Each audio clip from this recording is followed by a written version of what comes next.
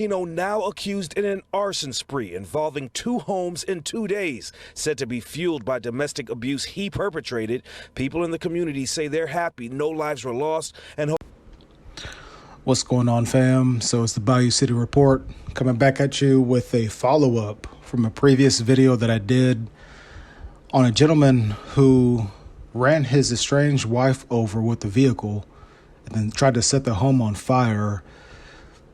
We have a follow-up here where additional charges are filed against the accused arsonist, the same man who set fire to 2 homes within days, leading to a SWAT standoff from the local authorities.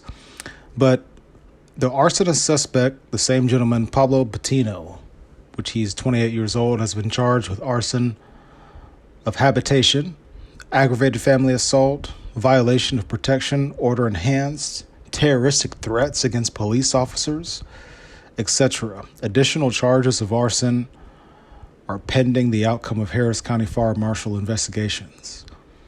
Now, a SWAT team was called to a home located on the 3200 block of Lotus Blossom in Spring. Remember, Spring, Texas is essentially, Spring is a suburb of Houston on the further north side. That's before you hit the Woodlands. And then Conroe, Texas is further north from the Woodlands. So Spring it would be like if you go from downtown Houston and you're heading up north on 45 North, then you'd hit, for example, Spring, you get past 610, etc. But you hit like Spring, the major Spring, the Woodlands, and then Conroe, Texas. And then you get way out up north heading up to Dallas. So he was in Spring, Texas, where Patino was barricaded inside against the SWAT team. Now, Patino was wanted in another fire that was reported at his estranged wife's parents' home and domestic assault 2 days prior. The case was already under investigation by the Harris County Sheriff's Office and the Fire Marshal's Office. Now, around 3:30 p.m. Thursday, the wife had constables escort her to the home she shared with Patino to pick up some of her belongings, which makes sense, right? That's usually a typical case. Patino was actually there waiting for her, and when he saw law enforcement, he ran back inside into the house and barricaded himself. And he had weapons in his possession, etc., and he made some threats, what have you. Now, more law enforcement agencies, it looks like there were some others involved here, including SWAT negotiators, were also called for assistance. It was about an hour-long standoff in this situation on the north side.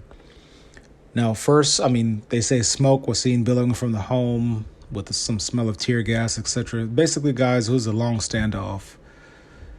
And Sheriff Gonzalez says that the fire was initiated by the suspect, who later emerged from the second floor of the residence, and you saw that in the video that I put here. But a growing crowd of concerned neighbors began to clap as Patino surrendered. It looks like the SWAT standoff came to an end and he surrendered himself. At least he didn't, nothing lethal happened at the end of this. I guess I'll stop there, guys, and just kind of, or not stop, but pause and say, it's my personal opinion, some of these things, and a life wasn't lost, even though he tried to take a life. But that's another discussion. Patino was seen evaluated by emergency medical crews at the scene, then taken into custody, bringing Thursday's chaos to a close. Once he's released from the hospital, he will be booked into the Harris County jail system.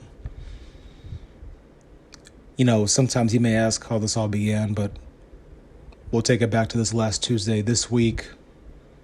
Today is the 6th of January, 2023. We'll go back to Tuesday of the same week. So Patino went to his in-laws' home on the 11400 block of Mortimer, where his estranged wife was staying. It was 3:30 a.m. when he intentionally set the fire in order to lure his wife outside, where he was waiting inside a vehicle.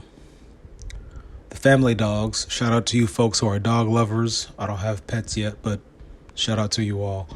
The family dogs alerted the wife's family to the fire, and then everybody was evacuated from the burning home.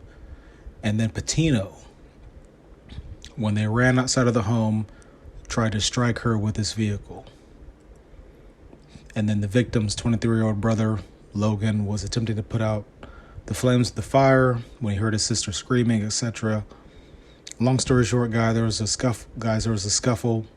He came over to the home, set the home on fire, forced everyone out, tried to run her over.